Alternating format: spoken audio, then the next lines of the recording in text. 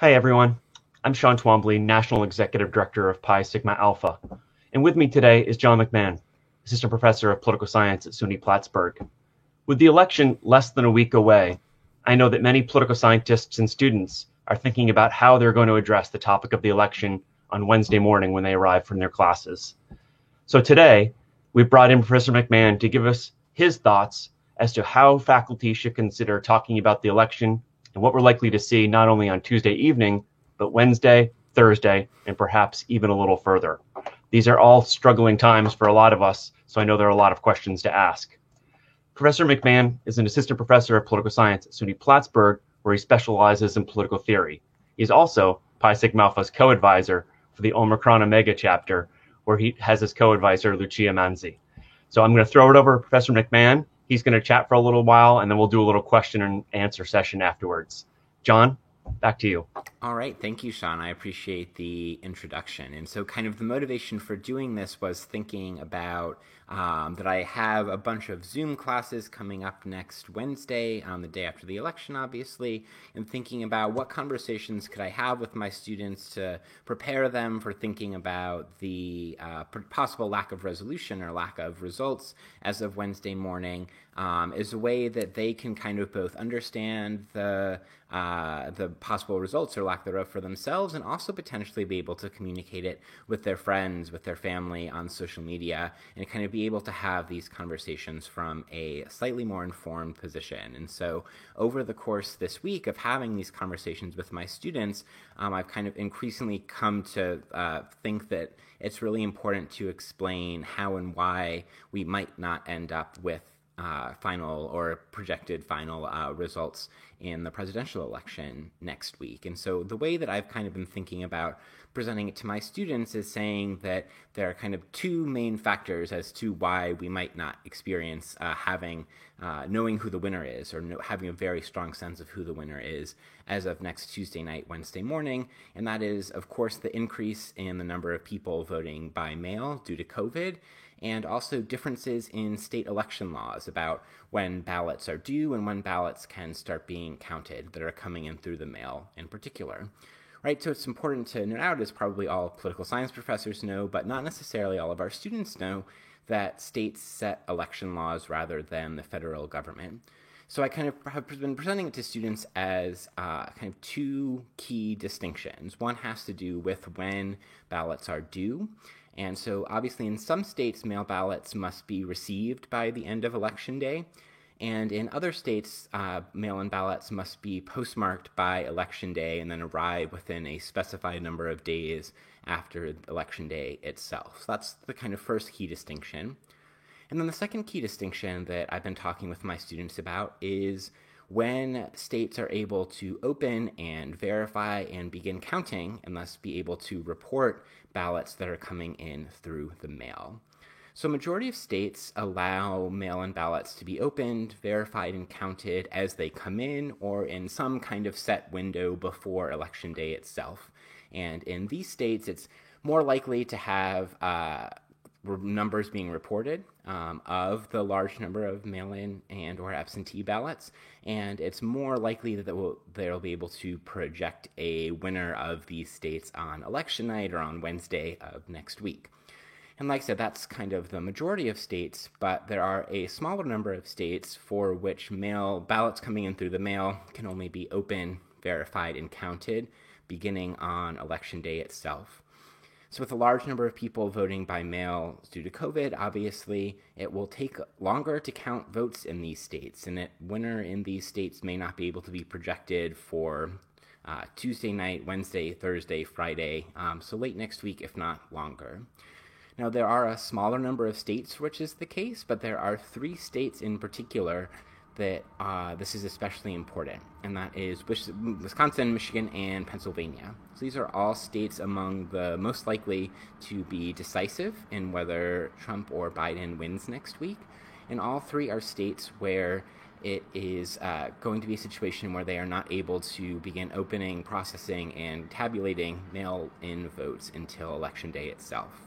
So all of this is kind of to say that depending on what kind of votes are counted when, and then how those different sources of votes are reported, there are likely to be substantial shifts in which candidate is being reported ahead of time, or ahead at different times, I should say. Right? We know so far that it appears that Democrats have been more likely to vote absentee or vote by mail, an early vote, and it seems like Republicans will be voting in greater proportions on Election Day itself. And so that means that in states where they are counting and reporting a lot of ballots coming in through the mail immediately, Biden was likely to be showing having a larger lead or a lead when it will shift towards Trump later on, and vice versa in states that are not able to start processing mail-in ballots until Election Day itself. Kind of the bigger picture thing that I've been trying to communicate with students then is that we can kind of expect in advance and prepare ourselves to know that we are perhaps unlikely to have a sense of who will have won the election come next Tuesday, Wednesday, Thursday. So this is to be expected. We kind of know this in advance, and kind of very importantly to communicate with students, I think, and I found that we know this in advance, and we know that this is in accordance with election laws themselves, because ultimately kind of election laws prioritize counting all ballots that are legitimately cast, regardless of the time frame in which that counting takes place. And that kind of distinction I found has been really important to communicate with students and to have those conversations with them this week, and hopefully prepare us for the conversations we'll have in our classrooms next week. All right, there's a lot to chew on there. Yeah, absolutely. So, I mean, I know that even my own children, who are not yet of college age, are asking the sort of questions that I want to make sure I'm able to answer as they become a little bit more politically engaged. Yeah, I'm dropping into my sister's 4th and 5th grade classrooms later today, actually, to do a different version of this for the later elementary school kids. Yeah, that's fantastic. All right, so you mentioned that we could see some major shifts in which candidate appears to be ahead over time as different kinds of votes are counted. Could you give us an example of that? Sure. I mean, I think, Sean, there's probably kind of a paired example may actually be the most useful. So if we take a state like Florida, Florida is able to open and verify and count mail-in ballots before Election Day. And they've kind of indicated that they'll be reporting a substantial portion of the results from ballots coming in through the mail when they first start releasing results after polls close next Tuesday. So that means as long as Democrats are apparently more likely to vote by mail this year than Republicans, when Florida first reports results next week, Biden will probably be reported as having some kind of, minor to large lead, and it will shift more towards Trump as more Election Day votes are cast. And obviously, so that might mean that Biden starts off with a large lead and Trump ends up winning the state, but at the very least we can expect the margin from initial reporting to final count to close in Florida.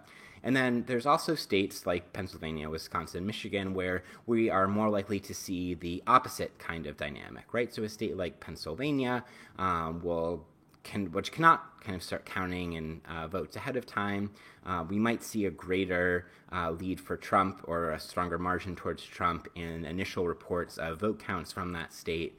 And then it'll shift towards Biden to some extent as more mail-in votes are verified and counted and reported. Yeah, absolutely. And it seems like the Supreme Court of the United States definitely wants to have a little bit of a say in this, depending on what you think. That clearly the rulings coming down from either Pennsylvania or North Carolina last evening could have some implications on all this. Yeah. So as students are sitting here watching this video right now, what would you like to see them do with the information you're sharing? How should they process it and themselves share it with their peers? Yeah, I appreciate that. And I mean, kind of the way that I was talking about it with students this week are that there are kind of two actionable things they might be able to do kind of as they learn more about how these election processes are working. One of them is to kind of have these conversations with their friends, with their family, have these conversations on social media, because obviously there is a ton of disinformation or misinformation about vote counting, for instance, a lot of it coming from elected politicians, including the president. So it's, I think, important for students to have some idea of how this process is going to work so that they can, correct when their friend is, or someone they know is kind of offering incorrect information, or just so that they can kind of be part of that discourse in an informed way. And then secondly, for students that are voting, and particularly students that are voting by mail, at this point, it probably makes the most sense. And what I've been recommending to my students is, if at all possible, it's maybe too late to mail your ballot. So if you can, and look up the procedures in your state, but if you have a mail or absentee ballot, see where you can turn that in person, because that's kind of the way that's most certain to have one's vote be counted. Yeah, I can really appreciate the efforts by sort of nonpartisan groups to push everyone to realize that date to put a piece of mail in the blue box has passed, mm-hmm. and that people need to be more proactive in getting it to an election center or an official drop box. Yes, exactly. So do you think there's any particular reason why some states chose not to verify and count mail-in votes ahead of time? It seems like it just doesn't make any sense in a lot of ways. Yeah, I mean, there's some kind of partisan breakdown in the way this works, right? So the state legislatures in Pennsylvania and Wisconsin and Michigan have majority Republicans, and they've resisted some efforts to start counting votes earlier. But then we see it's not totally a partisan sort of issue. It's not totally a polarized issue in the way that, the Florida legislature, which is also a majority Republican, has no problems with kind of letting the state begin counting votes ahead of time. I mean, certainly kind of the President Trump's, comments about we need to know who the winner is on November 3rd and, expressing skepticism or opposition to counting ballots beyond that, kind of heightens, of course, the tensions around and perhaps the partisan nature, at least in some states, of when and how ballots will be counted. All right. So one last question for you. As you kicked off this talk with, it's important for most Americans to know that states set the election law. And I think that is lost for a lot of Americans. So it all circles back around to civic education. And right now, do you think this is a great opportunity for us as individuals who work within the political science community within education to spend more time amplifying the value of civic education so that America's voters are more aware than ever about how things work?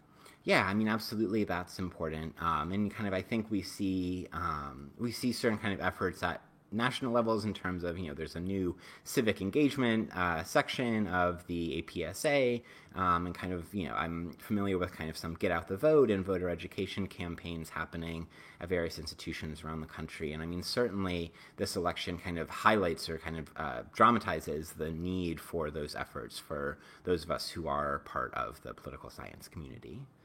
Yeah, absolutely. Well, I'm going to drop a few more resources on the video here at the end so that students and faculty can click through. John, I appreciate you spending a few minutes with this little primer. I hope that faculty and students find it valuable. And for the Pi Sigma community out there watching, I hope you'll share this with your networks as well so that everyone can be more informed. So we'll sign off from now. Thanks again, John, and we'll see everybody soon. All right. Thanks, Sean. I appreciate the invitation. Absolutely.